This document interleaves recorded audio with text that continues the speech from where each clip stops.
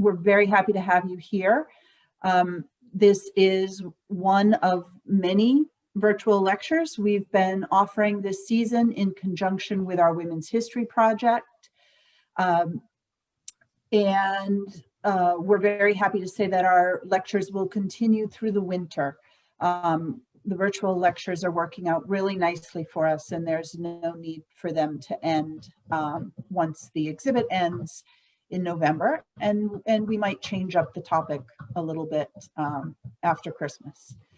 So this evening, we're very excited to have independent scholar Betsy Cazden with us to talk about Quaker women in colonial New England. And I will give you a little bit more information on Betsy's very impressive background in just a moment.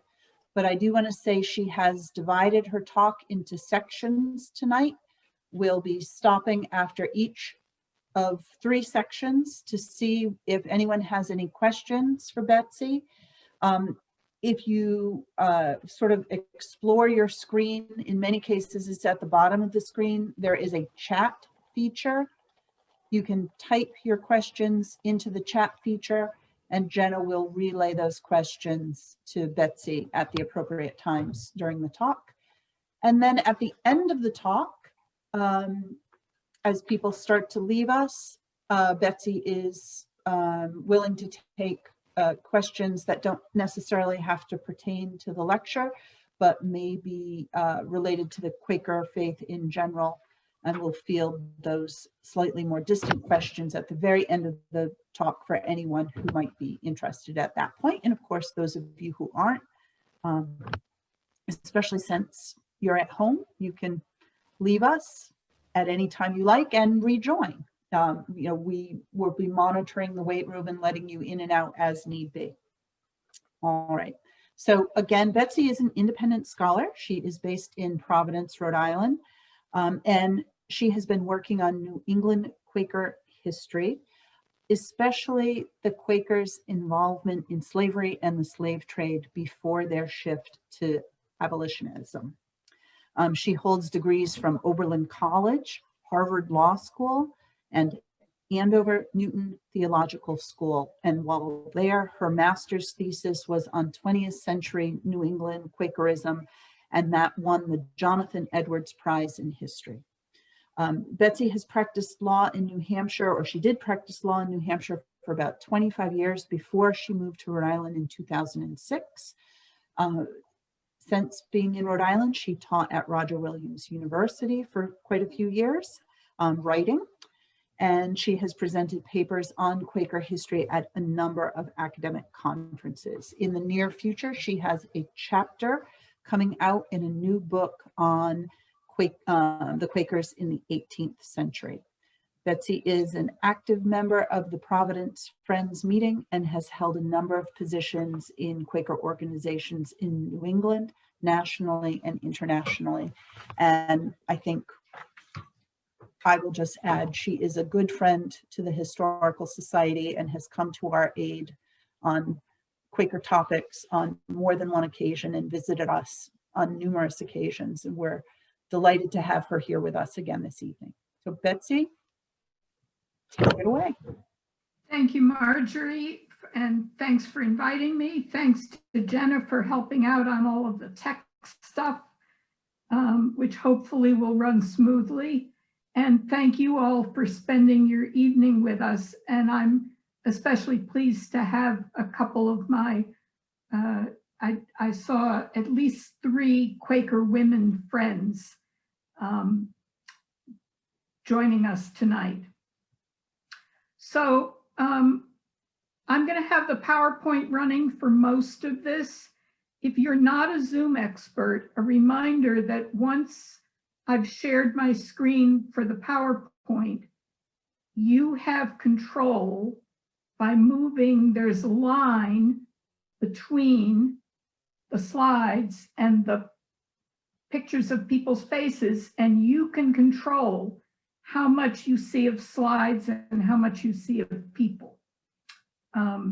So you can have it your way. All right, let's see about.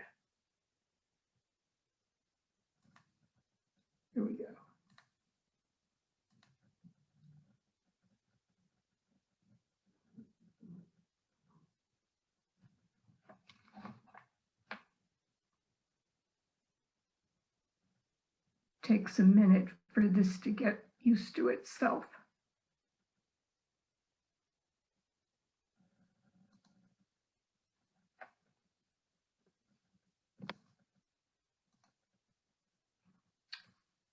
So as Marjorie explained, we're going to do this in 3 sections with a pause after each one for questions.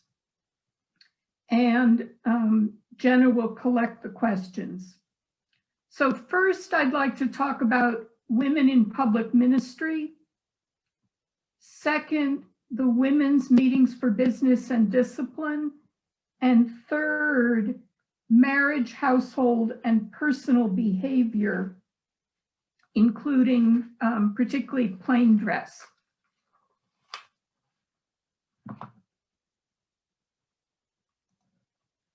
So women in public ministry.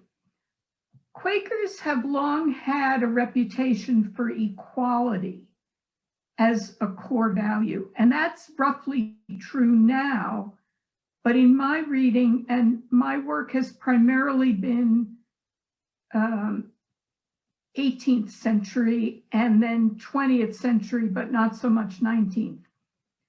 In my reading, before about 1900, equality was not necessarily a core Quaker value. And so we need to be careful not to read things back into the past that may not have been true.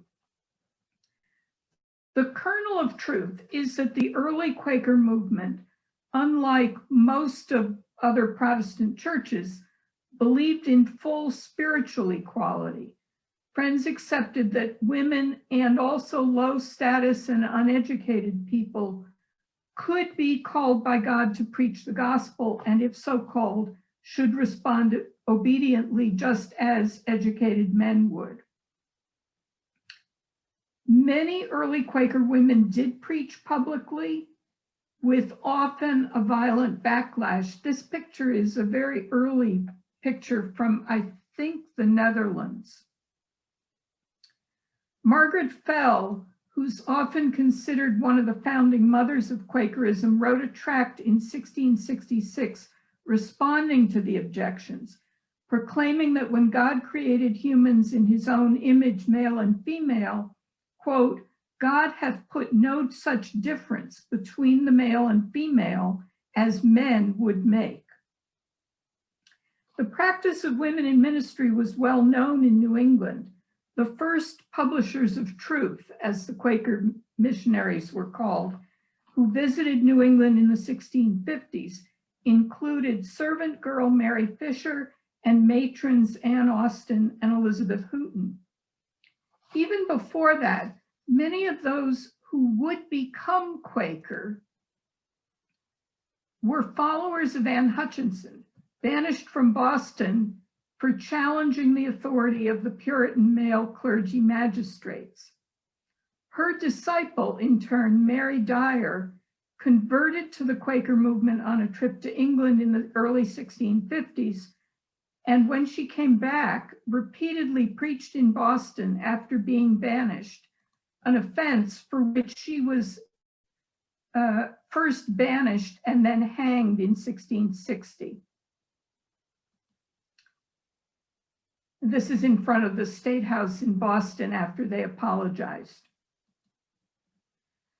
Recognized women ministers regularly joined their male counterparts on the facing bench, an elevated platform with better acoustics at the front of the meeting. A number of Rhode Island and Massachusetts Quaker women also traveled in ministry within New England and to the other colonies.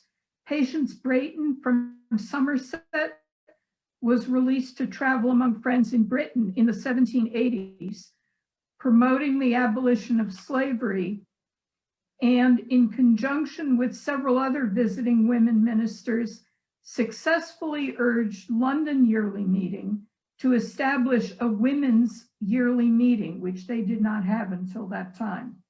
New England did, but London didn't. When a call to ministry was recognized by the meeting community, which there was a formal procedure for doing that, That call took precedence over family responsibilities, giving Quaker women ministers some independence and status apart from their husbands.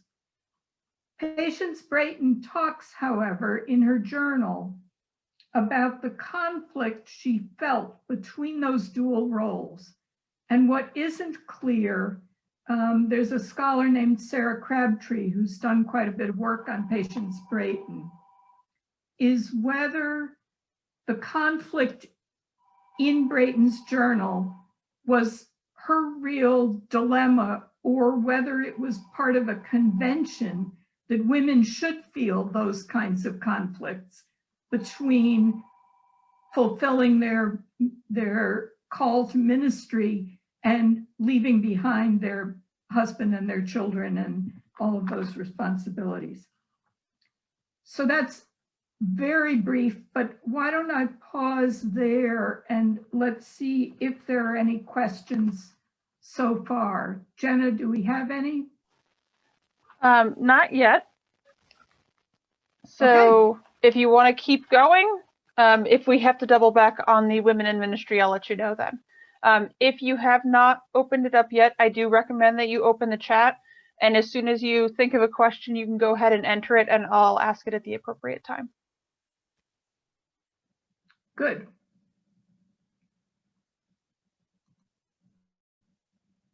So I'd like next to talk about the women's meetings for business and discipline.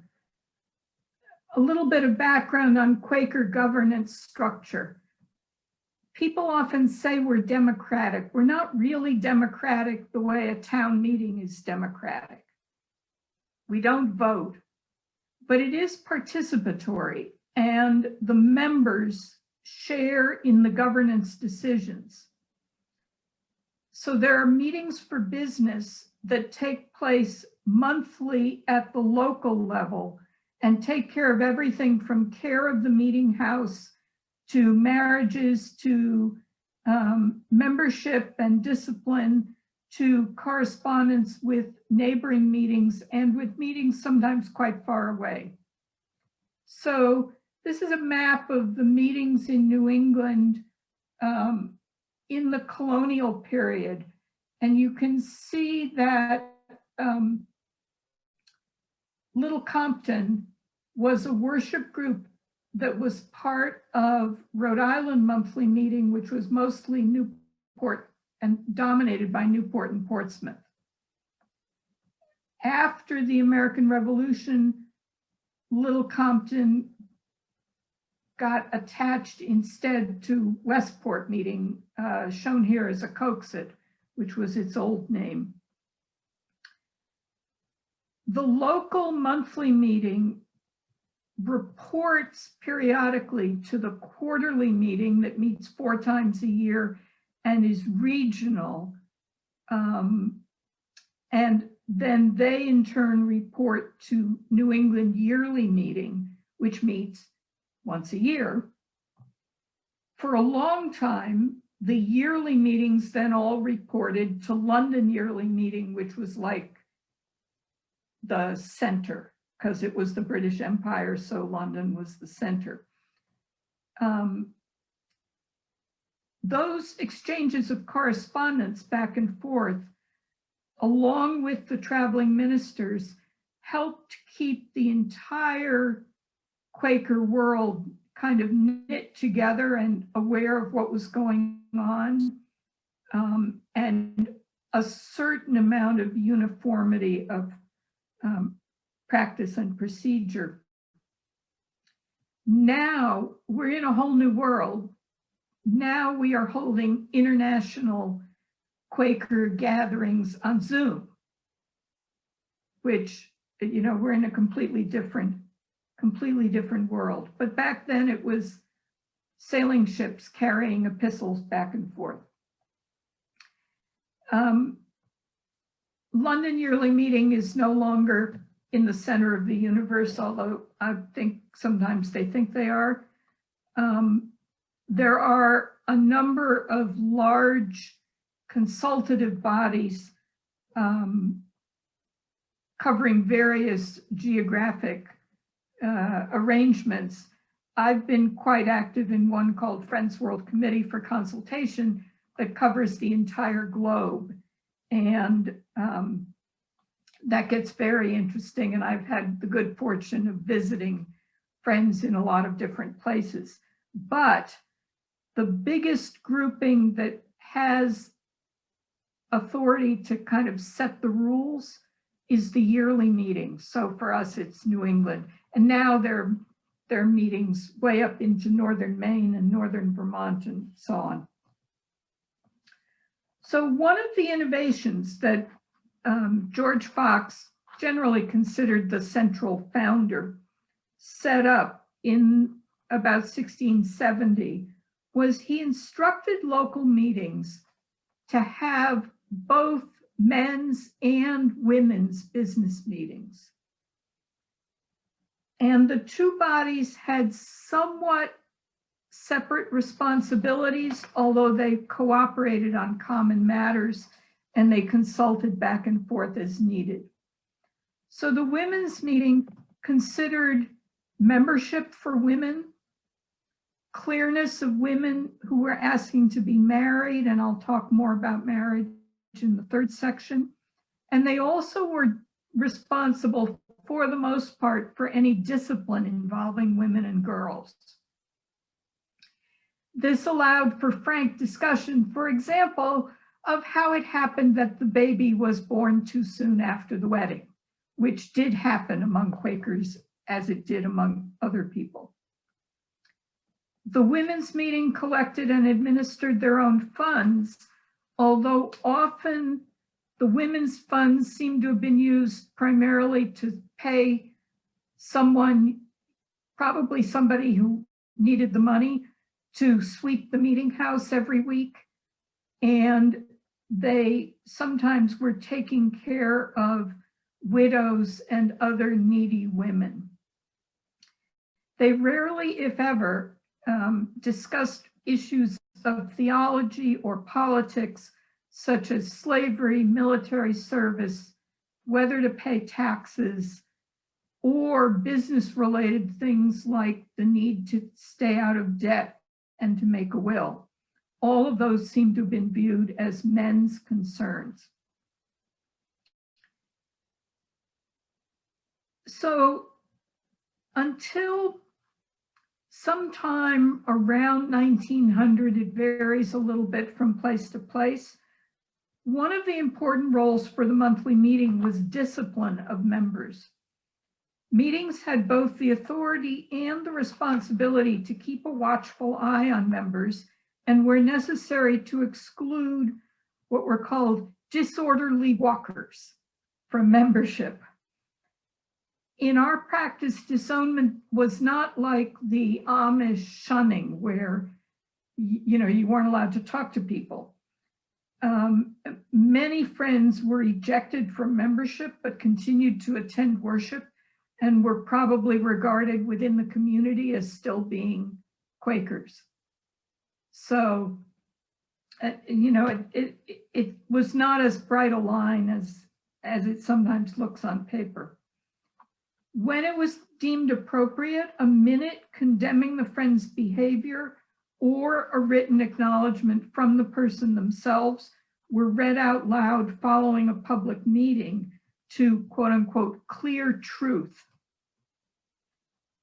The discipline had a dual function.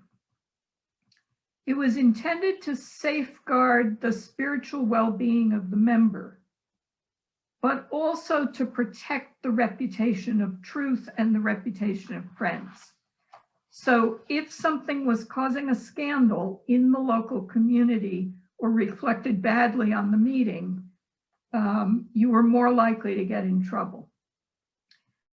When you became a member, whether you were born into it or became a member by choice later in life, you accepted that you were coming under the meeting's care, as they called it. At its best, I think of it as a little like an AA meeting, where you know that you have trouble doing the right thing all by yourself, and you are letting other people help you stay on the straight path. That's at best. The guidance on what was considered contrary to discipline developed over time, changed over time, with some common themes and some local variations. There were rules or advices from London Yearly Meeting and from New England Yearly Meeting. And then there was kind of a case law as individual situations were looked at by local meetings. And of course, if the whole meeting trended a certain way, then they weren't likely to discipline for it. You know, if everybody was wearing bright colored, everybody in that particular meeting was wearing bright colored clothing, you weren't going to get disciplined for wearing bright clothing because the other people in the room were doing the same thing. So it gets a little tricky. The enforcement also left ample room for those who were being labeled as offenders to simply say, I disagree. That's not contrary to discipline, or I don't care what your stupid rules are. So it became, it's sort of an interesting process. So the minutes reflect all of these cases, although they don't also often give a lot of detail about what was really going on. They tend to use kind of formulaic language, but they do give a window into what people were actually doing and how the community responded. So for men in the 18th century, the main areas of concern were getting involved in military activity, going into debt, public drunkenness or fighting, and very occasionally sexual misbehavior. For women, the main areas are sexuality and marriage offenses. And I'll talk more about those later, and personal behavior and comportment. The separate business meetings are reflected in the architecture of meeting houses. This is your little Compton meeting house, which I love. The last talk I gave, we did in the meeting house, but of course we can't do that now. Meeting houses built before 1900, which includes a lot of them in Rhode Island, are always built with a partition of some kind. Either it's a panel with hinges and then hooks to hold it up to the ceiling, or it's a panel that goes up and down with a system of pulleys and ropes. And I can't remember which you have. Do you have hooks? I think they're hooks. No, they're pulleys. Pulleys. Marjorie's saying pulleys.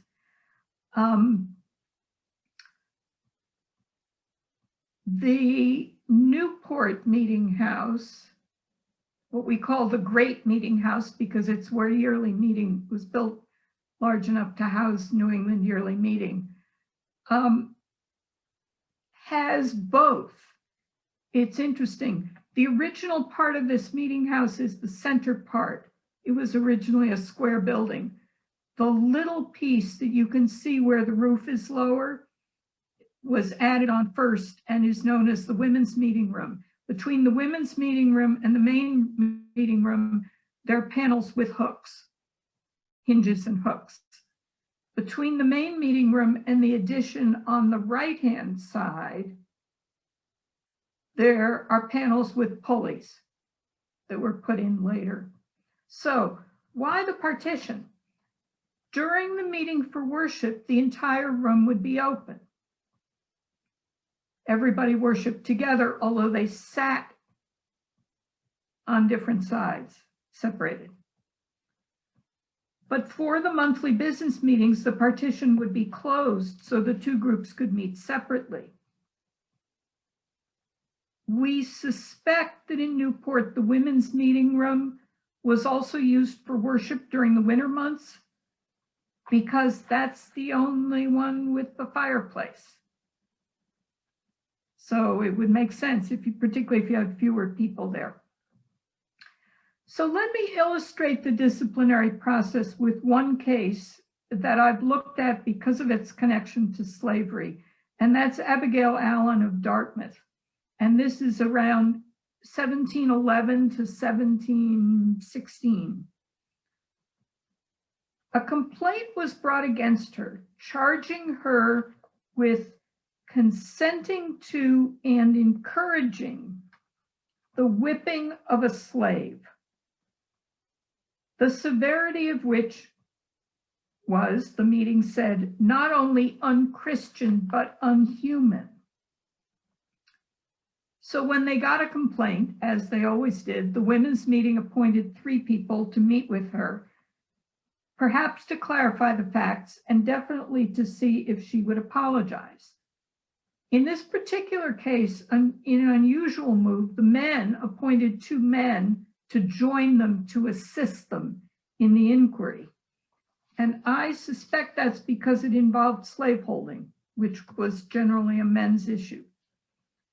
When they met with her, Abigail Allen refused to apologize. Now, this was bad.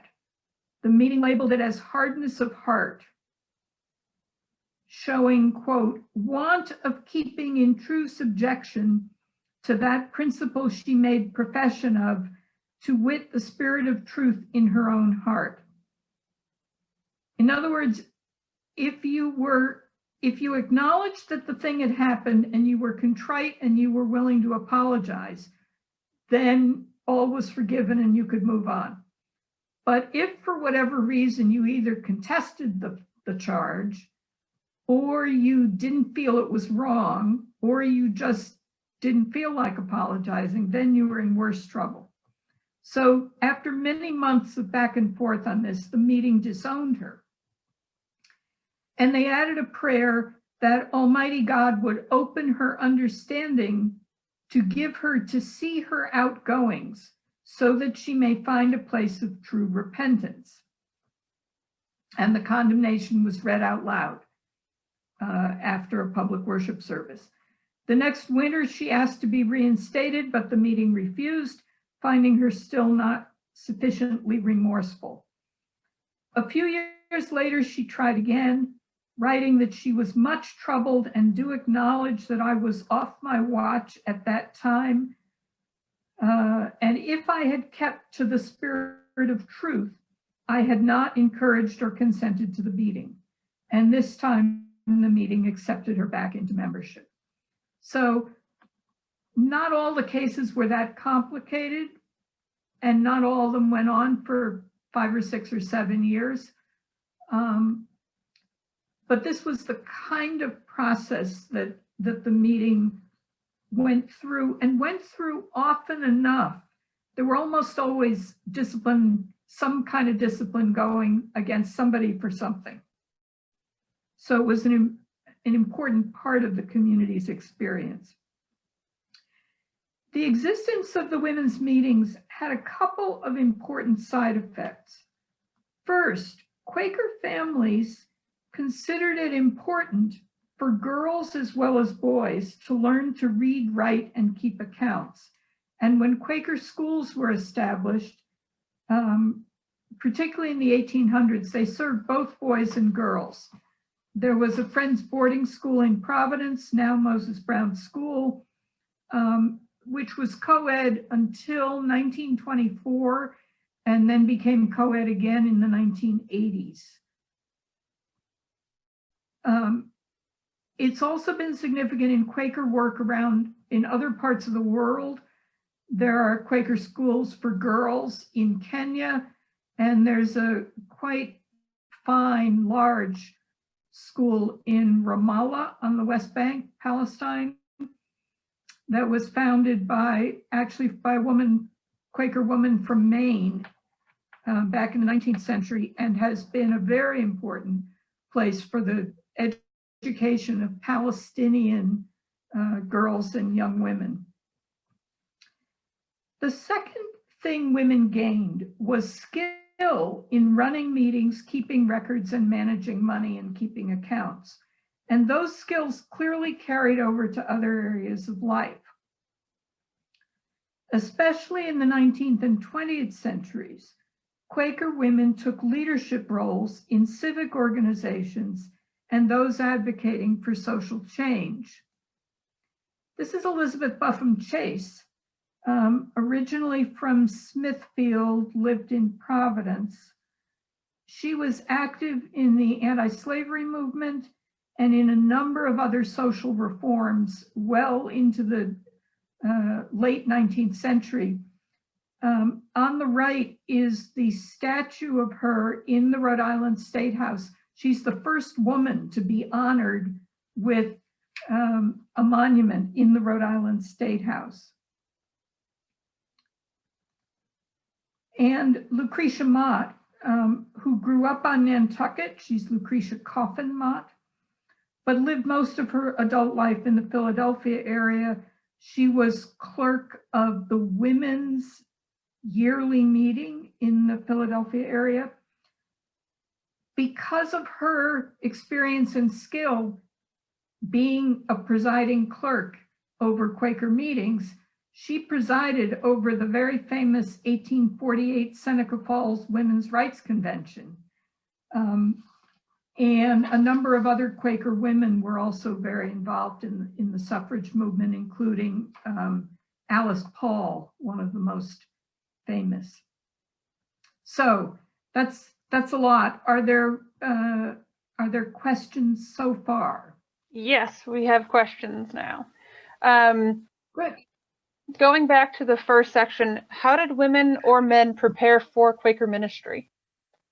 Oh, that's a great question. So, in theory, Quaker ministry is not something you prepare for. It's something that is given to you.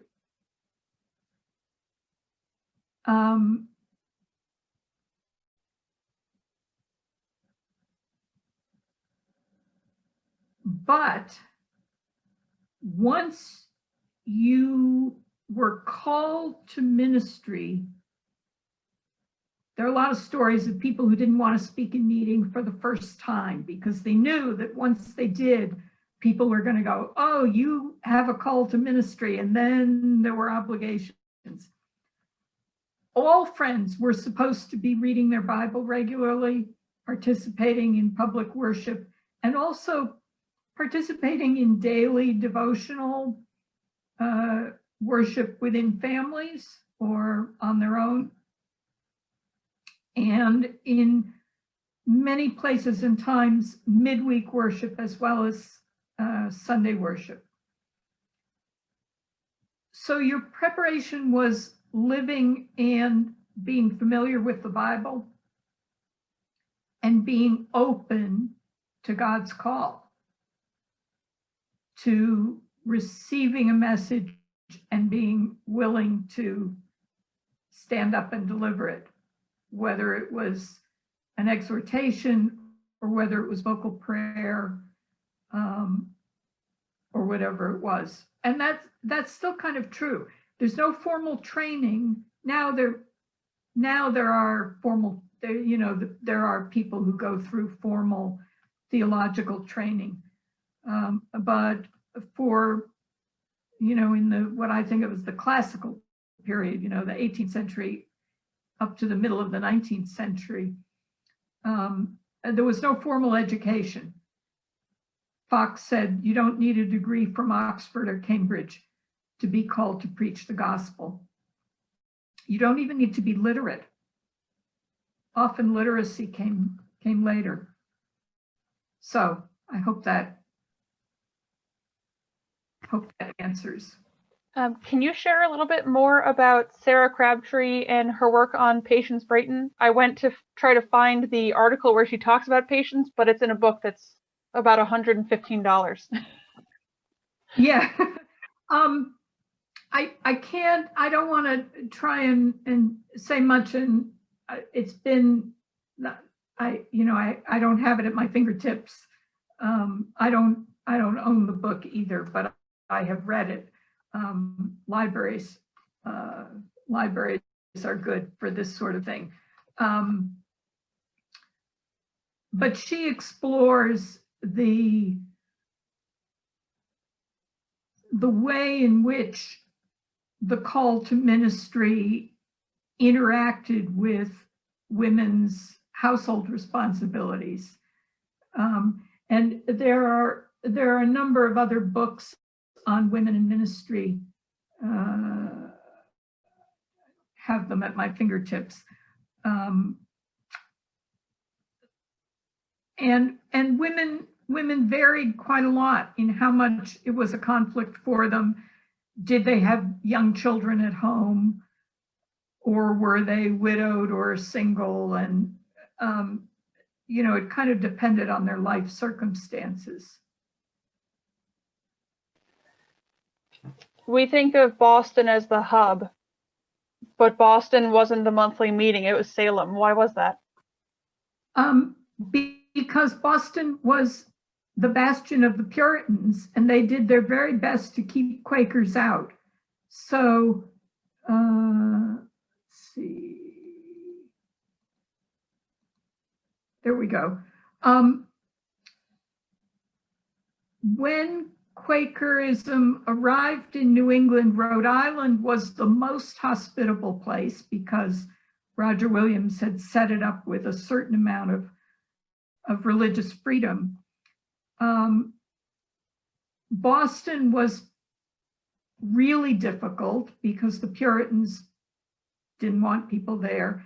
And so the first meetings were actually, you can sort of see them spreading out from Boston. Salem was a hotbed, and Sandwich, Massachusetts was a hotbed, and Newport was a hotbed. We think of those three. Sandwich has the best case for having been the earliest Quaker meeting because the Plymouth colony was bad. They weren't quite as bad as Boston, but there are, in the public records, there are people getting arrested for not coming to the Puritan church, Pilgrim Church, and holding unauthorized worship. And the people who are getting punished for that are people we know of as Quakers later. So the Boston meeting didn't develop until sometime later. And when it did develop, it was kind of an offshoot organizationally of Salem. Okay. Could you please elaborate on what made one a disorderly walker and why that phrase was chosen? I will talk a little bit more about that in the third section, but basically it was anybody who was not behaving the way friends were supposed to behave. Walking is like, they used walking and they used conversation, but in both, they meant your manner of living. So the not walking on the straight path that you mentioned before. Exactly. And it is a little bit vague. And because of that, it was subject to a lot of interpretation. I'm quite sure that some of the language that is used on social media today, for example, would be considered disorderly walking. Mm-hmm. Okay. There's a case that it's the only one I've ever seen of a husband and wife who were clearly having physical fights. That was considered disorderly walking. Okay. Divorce was impossible, so they were just told they had to live together but not fight. I bet that went great. Yeah. Were household finances considered part of the women's business meeting? I'm not sure I understand the question. Household finances. No, this was meeting money, not household money. This was the meeting treasury. And the women had their own little box of money. Okay. If you mismanaged your household finances, You know, could you be censured by the meeting? you could. That's an interesting question. I don't think I've ever seen a woman being censured for that. The man responsible for the household finances. And if he didn't manage well, he was in trouble. He was not adequately supporting his family. I don't think I've ever seen a woman disciplined for, you know, spending too much money or something like that. It's possible, but I don't think I've ever seen it. Okay. If that was your question and that didn't address it, if you can send me a clarifying message, we can circle back to it. We probably ought to move on to the third section before. All right, sounds good. And if your question isn't answered in the third section, we'll come back to it. Let me get back to where there we go. So this is actually a good segue into the mores and conventions and eventually the possibility of discipline over women's daily lives. What is striking to me is that in many ways, Quaker families don't seem to have been all that different from non-Quaker families in the same area and in the same social class. There isn't a lot of evidence of much difference in gender roles within the household, except for those rare occasions where a woman friend was released to travel, and then other women from the community would come and fill in, whether it was a relative or whether it was a neighbor. Quakers read and quoted the same biblical texts as any other church, telling wives to obey and be subservient.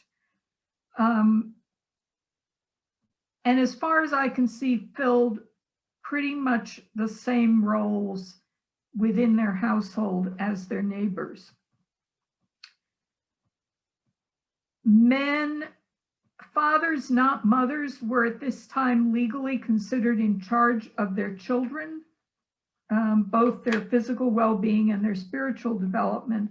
And there are numerous Quaker epistles and advices reinforcing that it's the father as the head of the household who's responsible for the behavior and spiritual instruction of everyone in the household. So if a young person is caught doing something naughty, like attending a dance, in addition to disciplining the young person, they come after the parents for not properly controlling their children. So it's a little bit jarring because Rhode Island, in Rhode Island, both by custom and by law, women were often quite independent of their husbands in their choice of religious practice. Sarah Smith Brown, wife of Providence merchant John Brown of the John Brown House, attended Quaker meeting quite frequently with other members of her extended family, although I don't think she was ever formally a member, even though the Brown family was primarily Baptist. And that was apparently okay. I mean, there are letters where her husband talks about, oh yeah, she's off at yearly meeting. There were also quite a few mixed marriages, not that unusual, and I'll talk about that in a minute. The books of discipline from this period spend more pages talking about marriage and marriage procedure than they do just about any other topic. It's quite remarkable. Some of that is because in England, Quaker marriages were not legally recognized until quite late, and you could get prosecuted for living together without a proper marriage. And so they made a fairly elaborate procedure to make sure that you were covered. And there's actually a case like that, a couple of cases in early Dartmouth. Eventually, the colonies and states either passed laws or just stopped hassling people about it. I'm not going to go through the whole Quaker marriage process, but basically, after a clearness process, the couple stands up and says their vows to each other. There is no officiant. And then everybody present signs a certificate that recites all of the facts and process, and everybody signs it as witnesses that it happened. And those documents are, they're quite interesting, and there was always a copy in the meeting records, so we have them. There were a lot of rules around marriages. You were supposed to marry another Quaker. Didn't always happen, but that was the theory. But you were not allowed to marry first cousins, even though it was legal in this area. And everybody was so interrelated that sometimes caused problems. You had to go through Quaker process. You were not supposed to get married by a justice or another clergy. Obviously, no sexual intimacy before the ceremony. And for marriage following the death of a previous spouse, you were supposed to wait a year. That was put in place after William Penn didn't, and gossip happened. As one might imagine, Quaker young people and occasionally older people didn't always stick to the rules.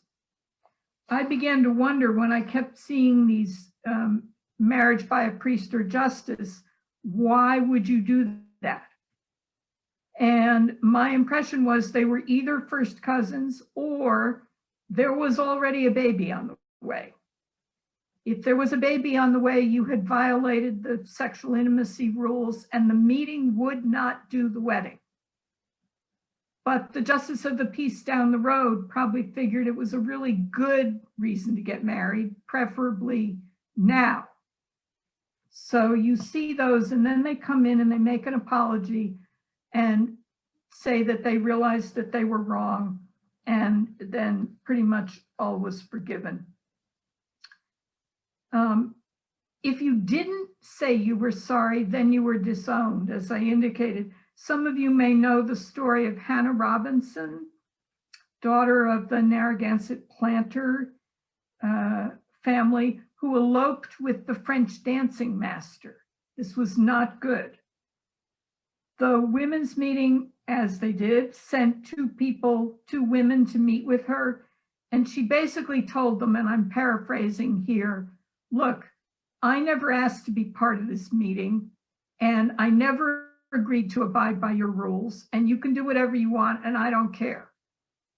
So she was disowned, and then tragically she got sick and died.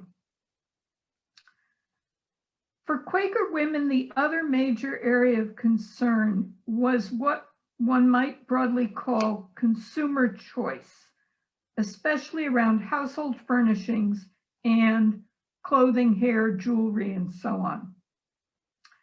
We could talk a long time about the Quaker furniture makers in Newport, the Townsend Goddard furniture, or things like how long is the fringe on your living room curtains? But today I want to focus on clothing. Marriage, there's our clothing lady. I love this. Marjorie sent me this from your Wilbur collection. It's great. There was a distinctive Quaker style of dress, often called dressing plain, and recognizable by outsiders, although it isn't clear to me how diligently people actually adhered to it. And there was a lot of advice about dress. This is one of the early ones, that all friends, both old and young, keep out of the world's corrupt language, manners, vain and needless things and fashions, some of which are immodest, indecent, and unbecoming, and that they avoid immoderation in the use of lawful things, which though innocent in themselves may thereby become hurtful, also such kinds of stuffs, colors, and dress as are calculated more to please a vain and wanton mind than for real usefulness. This silhouette, by the way, is Sarah Richardson Robinson of Newport.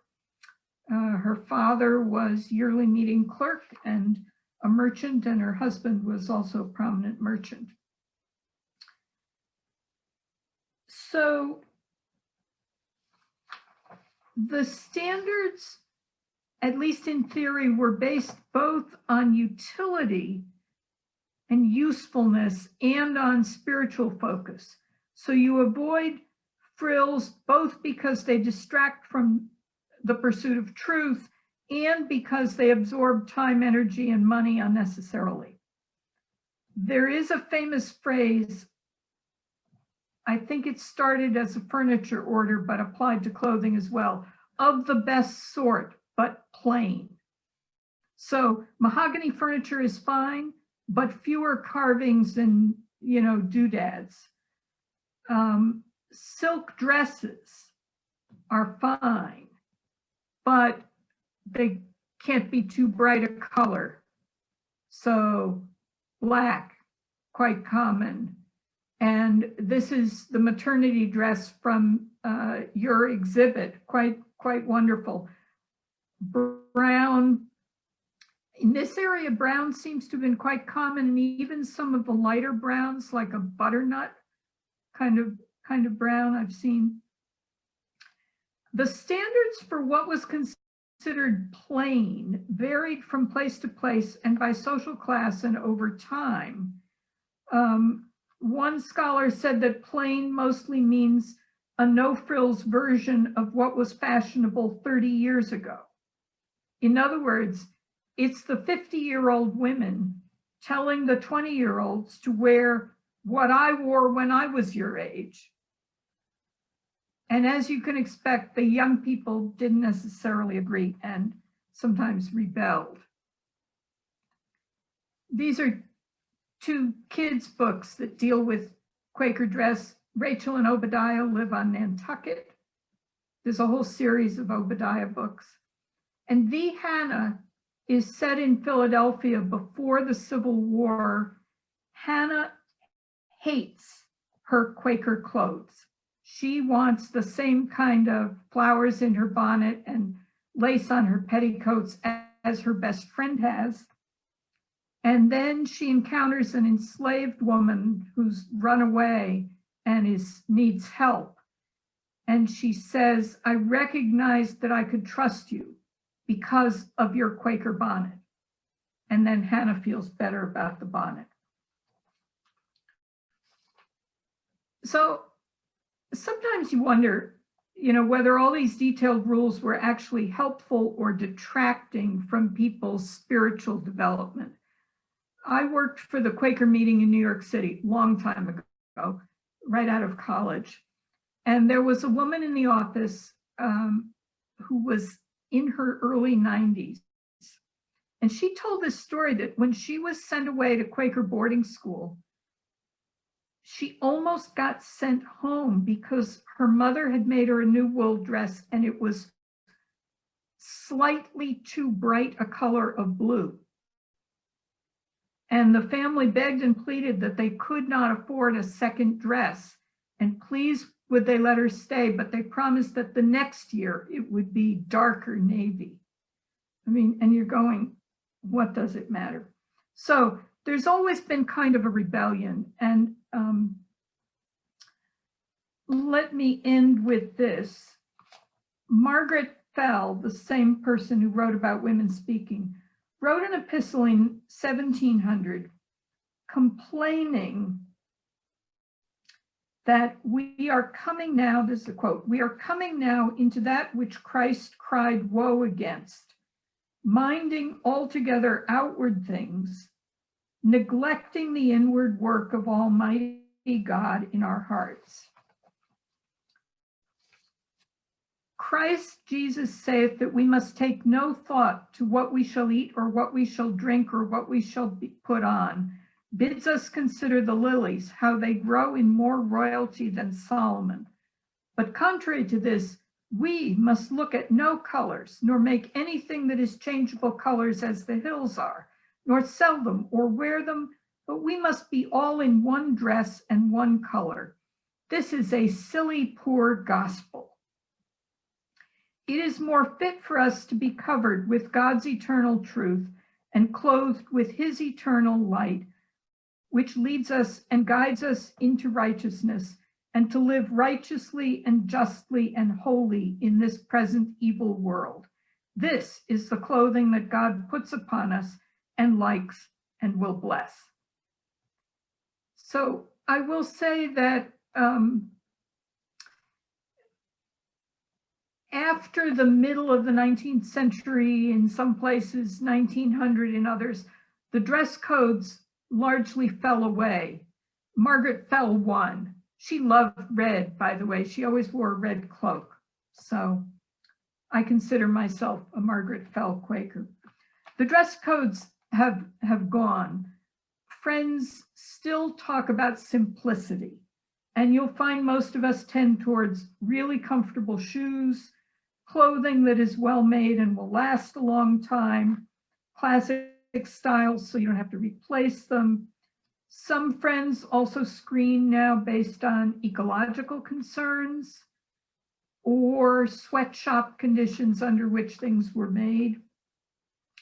And there's a lot of cultural variation. There are some friends that use a style of plain dress, what sort of a stylistic plain dress, similar to Amish or Mennonite. In other parts of the world, if you go to visit in Africa, they're wearing bright African prints, but on Sunday, they dress in white, the African women. Here in New England, among the younger women, you'll see the same, tattoos, body piercings, skimpy shorts and tops, just about everything else. And I could tut about that, but that's showing my age. In many meetings, including in Providence, Sunday morning, t-shirt and jeans are pretty common among both men and women. And that's sometimes kind of off-putting for people from traditions where you dress for church. So it's complicated. I'm just glad it's been a really long time since anybody got thrown out of membership for what they wore. So let me stop there. It's been a lot of information, and we'll take questions, and I'm happy to stay around after 8 if people want to chat, but also feel free to leave when you need to. Okay, so when were Quakers allowed to practice freely in Massachusetts? Oh, that's a good question. In 1661, right after Mary Dyer was hanged, about a year after Mary Dyer was hanged, there were about 20 people in jail for being Quakers. And the king, this is the restoration of the monarchy, the king sent an order to Massachusetts basically saying, stop being so harsh on the Quakers. Mm. So it got a little bit better, but it was still not great. And there were disputes in Massachusetts.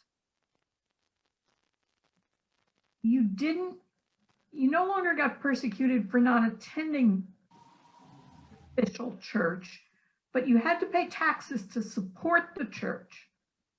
Quakers wouldn't do that. And there's actually in Dartmouth, this was, I think, 1703, the tax collector was a Quaker, and he refused to collect the ministry tax. And I think he actually ended up in jail briefly. And somehow they worked it out, because Quakers who were a large percentage of the town, were not going to pay to support a Puritan minister. So it was kind of, it wasn't illegal to be a Quaker, but you kept running into these problems. And then, of course, there was militia duty, required militia duty, and Quakers wouldn't do that either. So it was uncomfortable. Rhode Island was it was much easier to be a Quaker in Rhode Island. How did they determine which side of the meeting house was the men's side and which was the women's side? Was there a convention, or was it? No, that's a good question, and I don't know the answer. Okay. I don't know. I don't know. You can tell when you go into one of the older meeting houses because the benches are different. The men's benches are solid. The back is solid, and the women's benches have an upper rail and a lower rail. Why? Because their skirts needed to be able to, particularly in the era when you weren't supposed to wear bustles, but there were bustles. You needed a place for all those skirts. So the women's side is the one with the, that's what I was told anyway. That's fascinating. I don't know if there's uniformity in which side is which. And there are often, as there is in Little Compton, 2 doors into the meeting house. Mm-hmm. So. Was there any rule or custom that encouraged women to create art? Ooh, great question. There were certain kinds of art that were encouraged. Westtown School in Pennsylvania has a wonderful collection. I wasn't able to get a visual of it, of samplers that the girls did. So needlework was clearly something that girls were supposed to learn. Quilting, probably. So it was practical, but also decorative. And the other thing you see quite a lot of is drawings of nature, flowers, birds, sort of naturalist. There were several famous Quaker naturalists who collected plants from all over the world and so on. And so that was something that you could do. Portraits, no. There are not a lot of Quaker portraits. There was really a testimony against having your portrait, you know, it was like elevating the outward person. So the silhouette that I showed you of Sarah Robinson, around 1800, silhouettes became kind of a thing, and those were okay, but not formal portraits. So it was kind of mixed. Was not exactly encouraged except those particular forms. That's also now that's disappeared too. Someone wrote, I thought the Quakers made a public statement against slavery. Was that more in Philadelphia, or did that statement not affect a Quaker's ability to own slaves? So this is the other talk. This is a different talk, but there was Quakers as a meeting made formal statements against slavery. The first round was against the slave trade, and that happened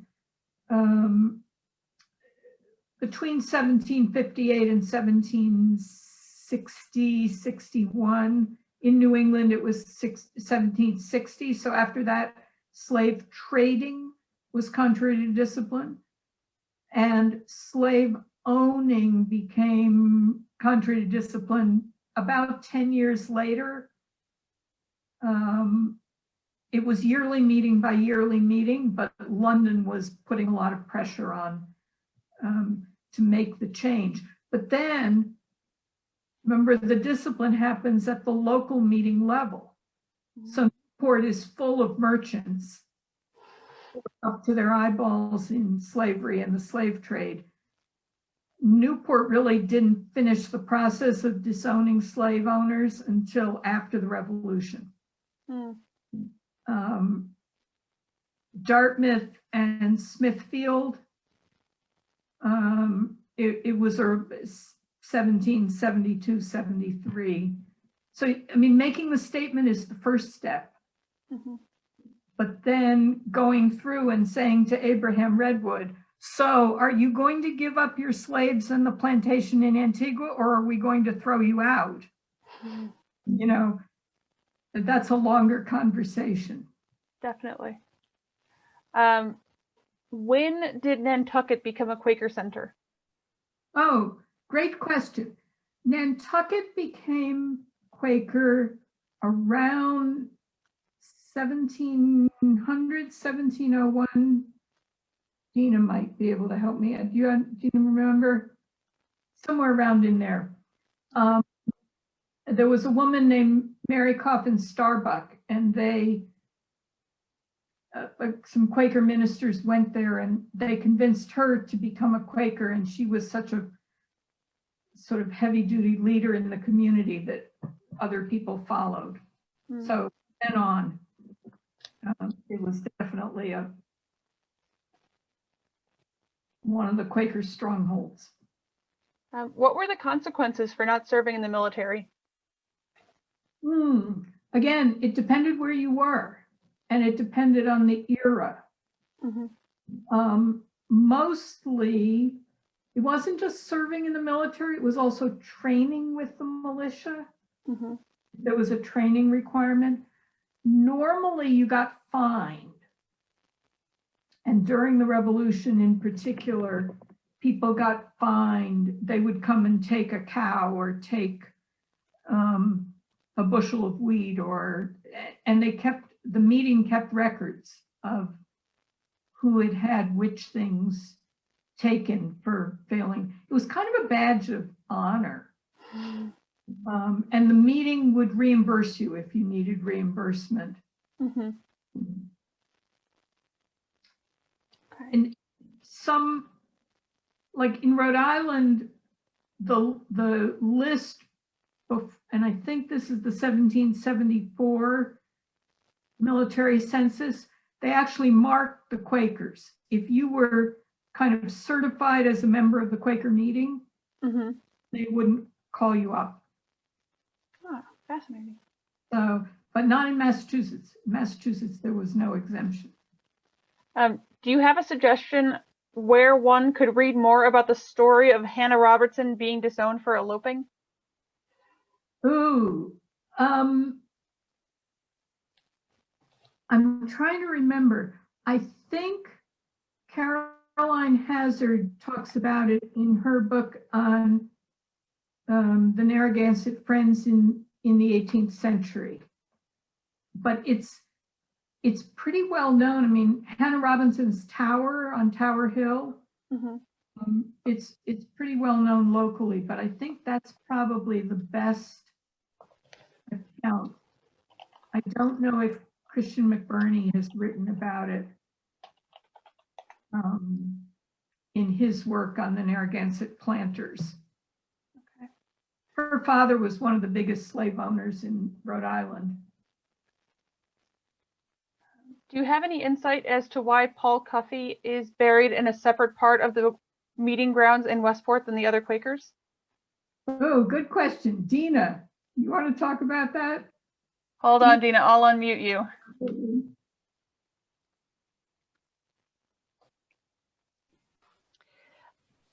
We don't know.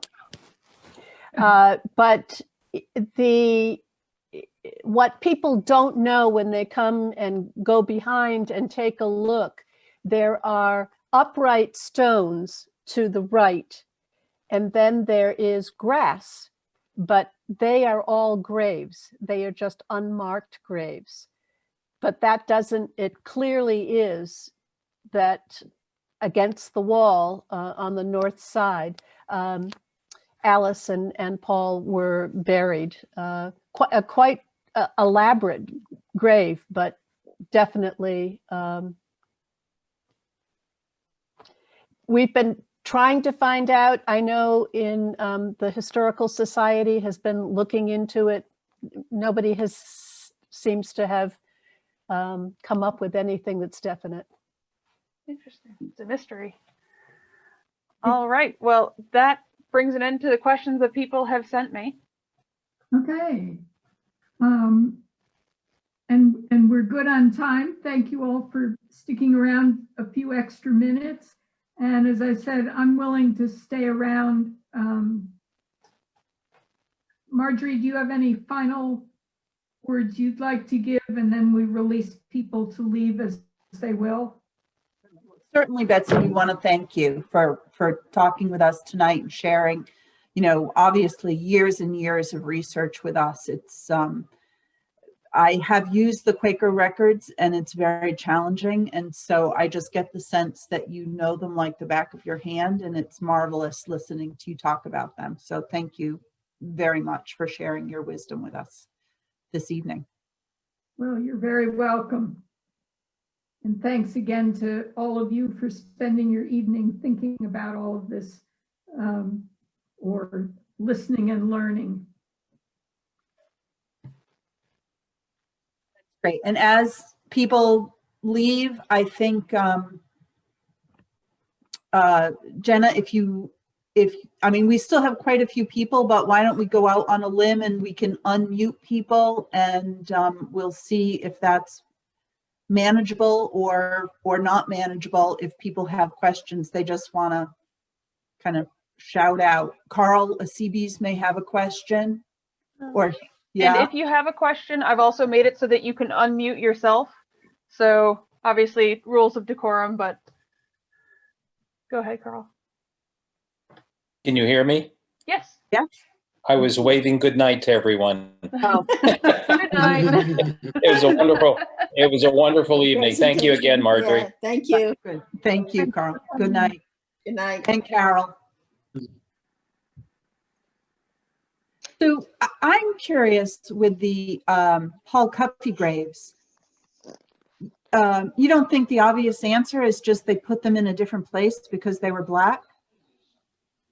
Because from you, Betsy, I learned that family members are not buried together. They're buried in sequence. So, I mean, they broke that rule too, if they buried the husband and wife together.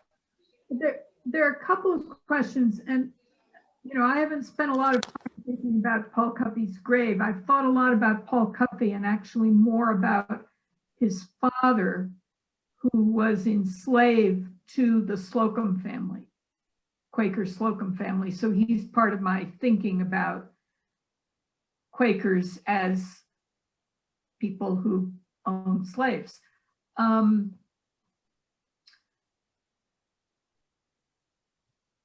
What I don't know, there are a lot of situations. Dina mentioned this, and I mentioned this when I gave the talk for you guys on Quaker burial practices. Quakers didn't tend to have elaborate graves. The ones in your burial ground, the John Stevens stones in your burial ground, are the most elaborate Quaker burial stones from that era that I've seen. There are a few in Newport as well. Everybody else around the country has looked at those and gone, those can't be Quakers. And I go, yeah, but they are. Because somebody married into the John Stevens family. And so, but what I've wondered is, were the stones that are there put up at the time of his death, or were they put up much later in the 19th century? And do we know whether that's the actual place that they were buried? William Penn and his wife are buried in Old Jordan's Meetinghouse in Britain. And we know they were actually buried there. There are stones there that were put there in the 1920s because Americans wanted to visit William Penn's grave, and there was no marker. And so people put up a marker. So what I don't know is whether the Paul Cuffey marker is from 1817 or whenever he died, or is from the 1890s maybe. I wonder what Richard Gifford thinks. I keep in mind something else too. Alice Cuffey was not a Quaker. Alice Cuffey attended Old Stone Baptist, and Right. that might have presented a bit of a problem with having both of them buried where the stones are. It's true even for where the upright stones are. We know that a lot of the people are not buried in the same place where the stones are. Yeah. And Yeah. I do think the stones are later.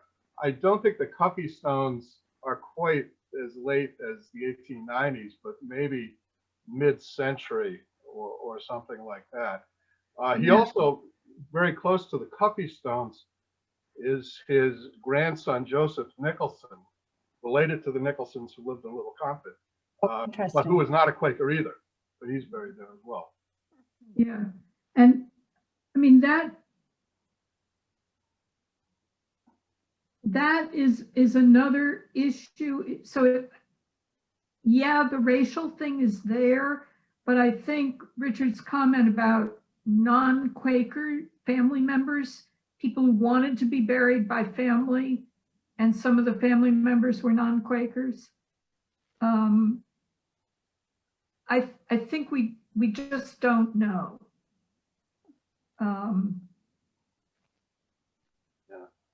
And Plus, Paul Cuppy paid half the cost of building the meeting house, so I Correct. think they had an open attitude towards him. yeah, he paid half the cost and he chaired the building committee. Yeah.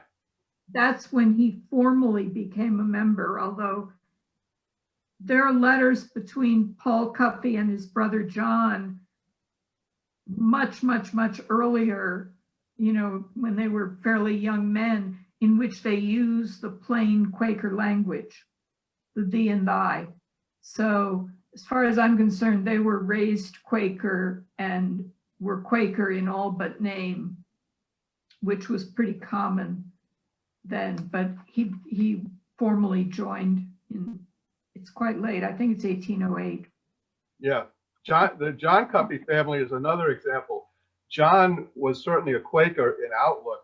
He was Yeah. never formally a member of Westport monthly meeting. His wife, Jane, and his sister-in-law, Charlotte White, were both members of Old Stone Baptist. Yeah.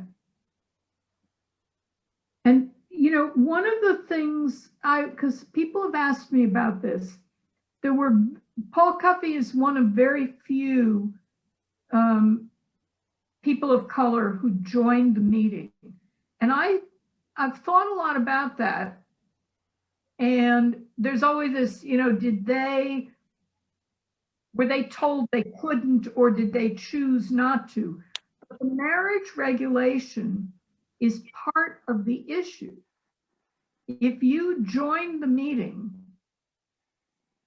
then after that, you were only supposed to marry other Quakers. Well, in the Cuffey family particularly, their mother was Wampanoag. They're mixed race. They identified very strongly with both the African tradition and the Wampanoag tradition. If a man joins a meeting and then he's told you're supposed to marry another Quaker, or else you're in trouble, that's problematic. So and then there's the whole dress code thing. My personal feeling is that there were a lot of people, both white and black, who chose never to become formally in membership so that they would not have to deal with all of the rules. And or they didn't mind being thrown out, because if they were born into it, they didn't mind being thrown out because then they didn't need to obey the rules either. So I think the membership issue is, I began to realize it's really complicated. And who was living Quaker and regarded as Quaker in the community and using plain speech and dressing plain is a different list that we don't have from who was actually listed on the membership lists when there were formal membership lists. If you lived Quaker, but you were not a member, could you be buried in the Meetinghouse burial area, or would you have to be buried somewhere else? Probably not. But I think practice varied a lot in the Meetinghouse that we have in Lincoln. We call Salesville Meetinghouse. Part of the burial ground is the Arnold family, and part of it is the meeting. And then for a while, whoever was in charge of the meeting portion was allowing other people who lived in the neighborhood to be buried there. So I think it varied a lot. The Philadelphia meetings, I think, were a lot stricter. I think if you were not in membership, you didn't get buried there. Around here, I think it wasn't always true. I think there was more flexibility, and particularly for family members in the mixed marriage family members. But we don't really have, I haven't done that kind of examination of the old burial, the historic burial grounds.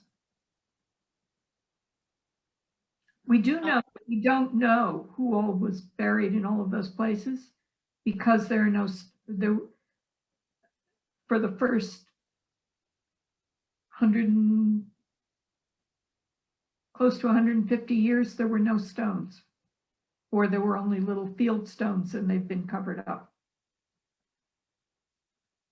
Betsy, looking at the map, in the 1820s, a whale ship captain out of New Bedford, would his family be a member of Acushnet or Dartmouth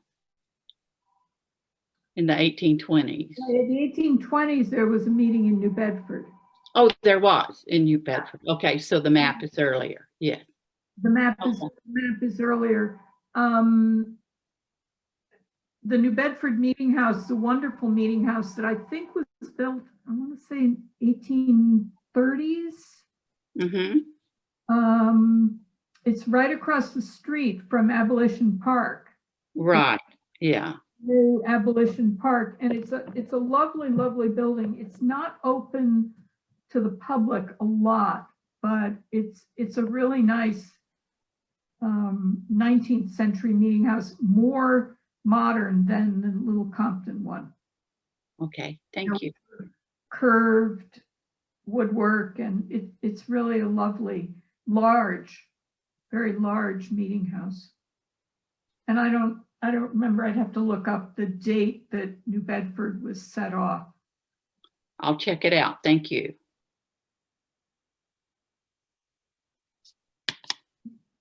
Okay, another question or two before we say goodnight? I'm curious why so many Quakers came to Newport. Well, I think it was a combination of things. One was that, as I said, Rhode Island was a very hospitable place for Quakers. You could live comfortably as a Quaker. You didn't have to hassle about a lot of stuff like military service. But Newport was also, you have to remember that before the Revolution, Newport was one of the premier ports of the American colonies. It was much easier if you were sailing from the West Indies. It was much easier to get to Newport than to get to Boston. Boston, you've got to go all the way around Cape Cod. So Newport was a big deal. Newport was, I don't know, the 5th or 6th most significant port in the colonies. So, and it was wealthy. And because of that early history where Rhode Island was the haven, it really became the center of New England Quakerism.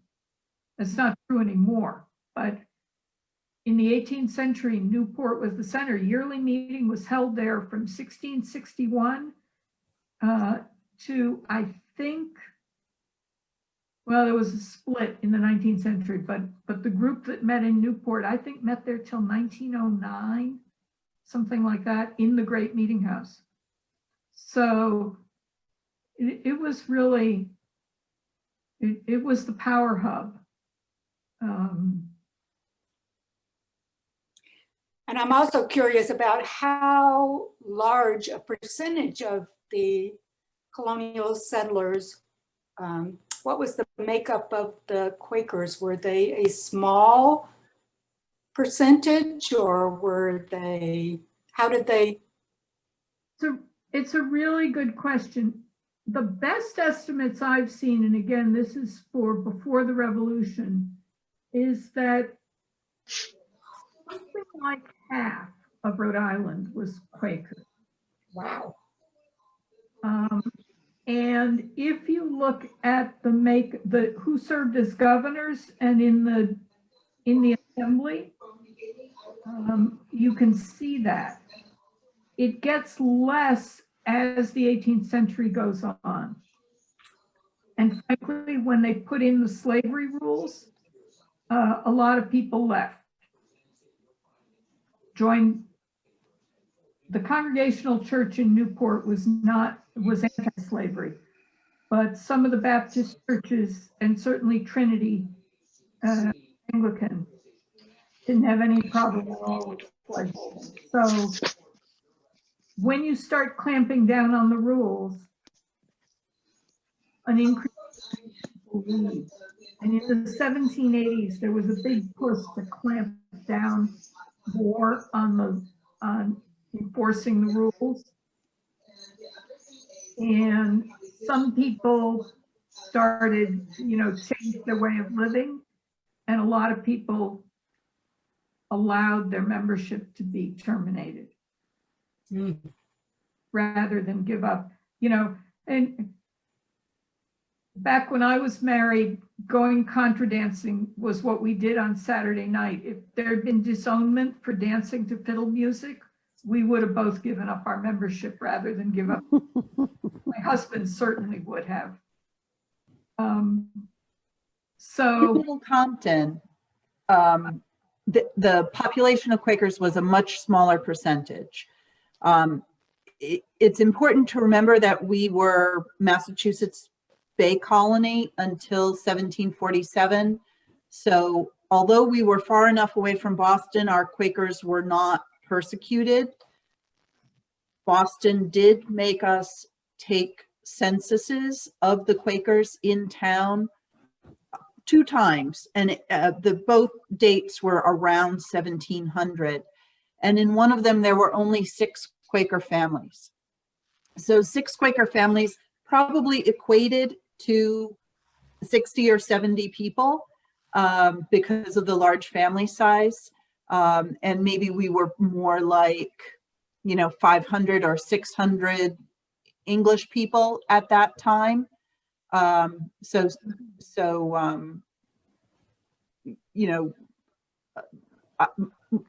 math is not going to be perfect, but more like 10% of the population, I would say. yeah, it really varied depending on where you were. I mean, Newport, Portsmouth, Smithfield had quite a significant Quaker population. And then South Kingstown and over towards what's now Westerly, there were several meetings. I mean, there was South Kingstown monthly meeting. There was a meeting in East Greenwich. There was a meeting in Cranston for a while, and then Smithfield.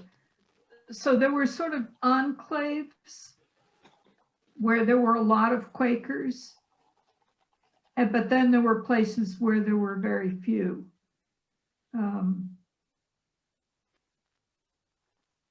David, did you have a question? Yes, I did. It was more of a statement. I think you know that one of your directors is related to a painter who painted landscapes. I happen to have one sitting right over my desk here. Her name is Marion Rawson let's see, Marion Nickel Rawson, and her son Jonathan and his wife Jeannie are the ones who renovated the stone house.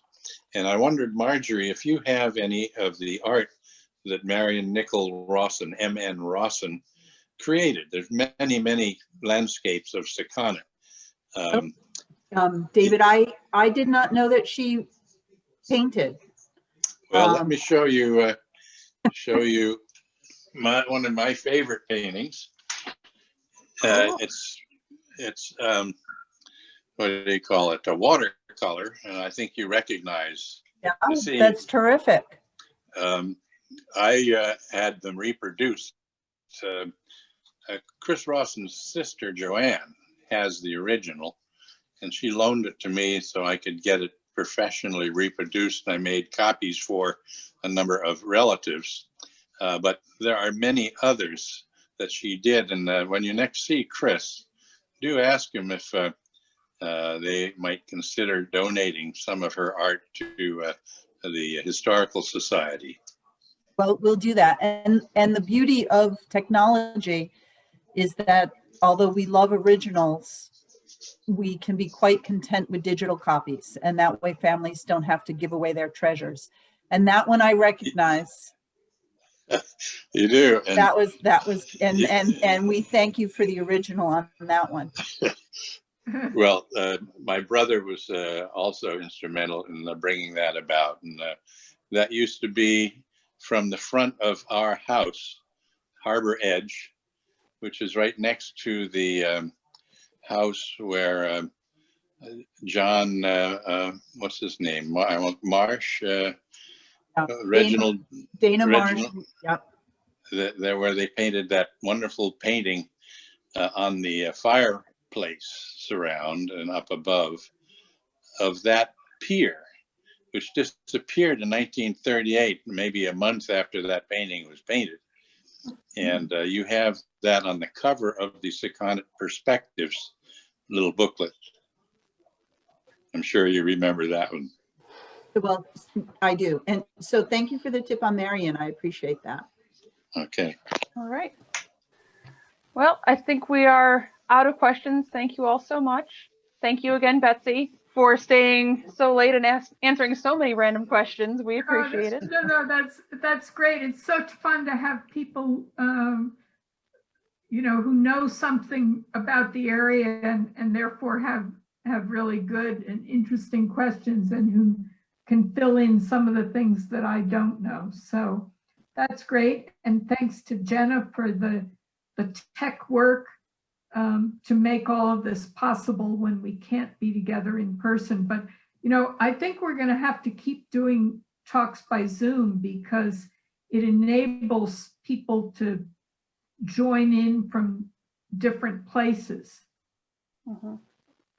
So, and this Betsy has agreed to let us tape record this, and Jenna will have it up on YouTube in a few days. So if you missed a portion of it, or a friend might be interested, or you missed any of the talks this season, we probably have half a dozen long videos up there now, and we've probably got 30 short videos. So there's quite a bit on our YouTube channel, Little Compton Historical Society.